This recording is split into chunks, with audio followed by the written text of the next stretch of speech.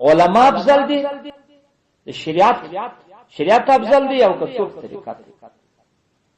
جواب مناکی معلومه هغه وای د عالم شرط تر پای پرې چې د سلسله علم کړی دي سلسله دی چې شوی خدای غو علم څخه روزه نه جهاد کا حج کا هر څه احکام شانتي دغه احکام بوي په طریقت کې دوشه یو وای الا لا وای دوم د دې چې هغه د دې ځای علم ویني د دې ځای بل ځای ویني دا یو علم شریعت دی چې دا څوک وای دا الله الله یو علم اقوام دي چې پر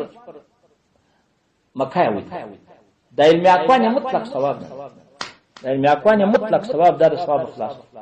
یوازې ثواب څوک لري هغه د علم شریعت لري یوازې ذکر یوازې ذکر چی شو مستحب نو یوازې د مستحب ذکر د شریعت څوک د فصل جزء کې یو جزء لا ولا کړي الله فاطمه نو اکی معلومات وای دا به بیا کړ نه چې جزء پر خپل افضل کی دا بیا کړ نه چې هغه یو شی سل جزء وي او یو شی یو جزء وي او لیکن یو شی سره پر چا افضل کی فصل جزء علم دا کوم ثواب نه هغه لازم نه اختیاري شی زه سره اختیار نه ګوري دا د جواب وته وای پر فراق کلمه زړه غواړي چې د بل چا سره نه کښنم بیا د علماء فائدو ته ګورم به خزیا لیکن په طبيعت می د طبيعت د چا مې د ذکر ته دې التزامات په طبيعت می دا غواړي چې خطه واسم طبيعت خو غیر هغه دغه دا دی تر مخلاصو کومو خلاص پام ورته وکي اوس په ان شاء الله په فائدې ده دا شرع قاعده نسبی او النبراس هغه 415 یا مصفه دا او تفسیر کبیر د امام رازی شپږم جلد 215